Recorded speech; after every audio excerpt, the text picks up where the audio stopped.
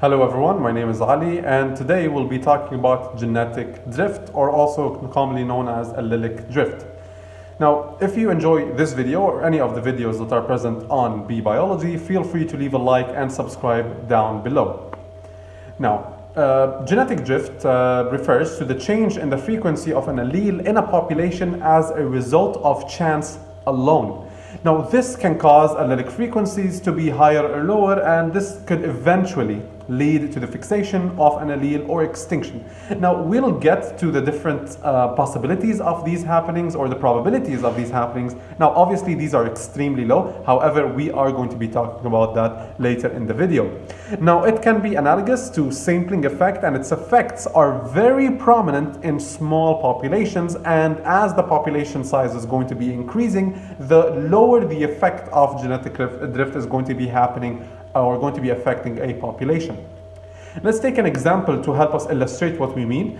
In this example, we've got an island with 10 people. The frequency of the presence of the capital B in their genes is allele in their genes is 0.5, and these are going to be giving them brown eyes, and the frequency of small b is 0.5, giving them green eyes.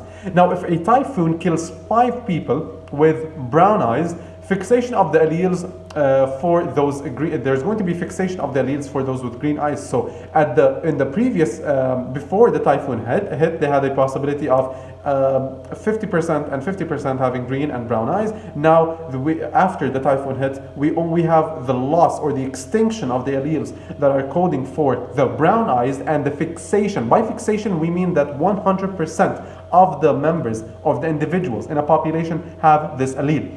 So continuing on, this is the frequency becomes f small b is equal to 1.0, which obviously is fixation.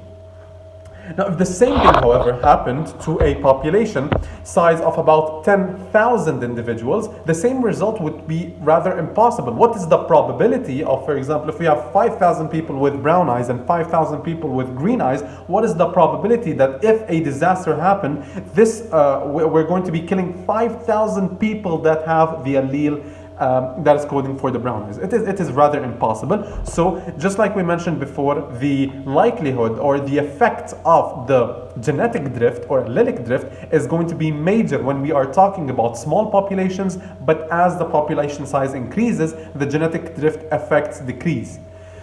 Now, this allows us to conclude that the genetic drift is notable in small populations. The Wright-Fisher model of genetic drift tells us that in populations that are large, the possibility of fixation or extinction of alleles due to genetic drift is very, very low, and eventually the frequencies will simply be about 0.5, and by that we mean stable.